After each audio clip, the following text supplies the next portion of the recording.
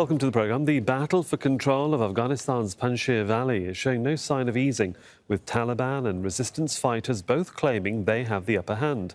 The region, walled off by mountains north of Kabul, is the last to hold out against Taliban rule.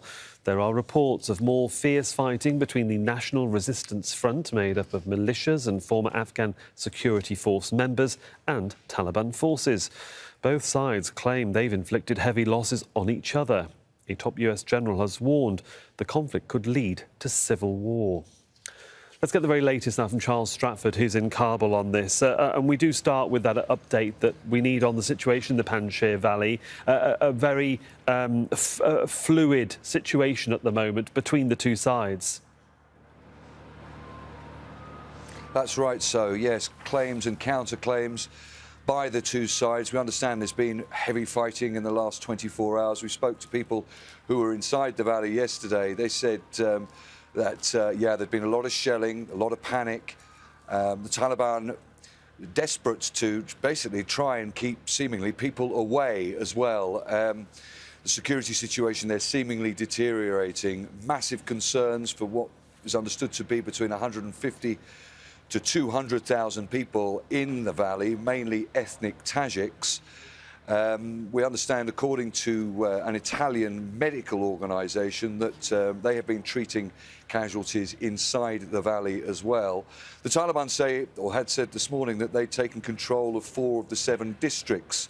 That is being refuted by the limited information that we're getting out of the Panjshir Valley. The NRF saying they're putting up stiff resistance. We're getting reports that they retook a town called Annaba, a district called Annaba, which is on the southern end of the valley.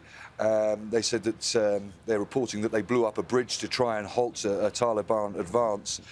We know that the Taliban, certainly according to them, have surrounded the valley. We also know that the NRF have got a lot of weapons in there. When we were at the entrance, or close to the entrance a couple of days ago, speaking to villagers just outside the valley, they said that around the time, or just before the Taliban took control of Kabul, there was a big effort, seemingly, by the NRF to get as many weapons as they could into the valley.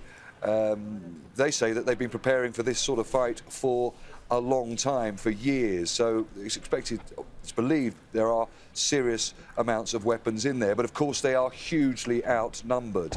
The Taliban are obviously very strong, and as I say, they have surrounded the valley. It's important to say, though, that this isn't just one valley. This is an area with a number of different valleys in it, and as we know, it has been incredibly difficult for, firstly, the Soviets in the 1980s. They never took control of it, nor the Taliban. And this has massive ramifications, not only for, obviously, the huge concerns for the vast civilian population in the area, but also the politics of this country.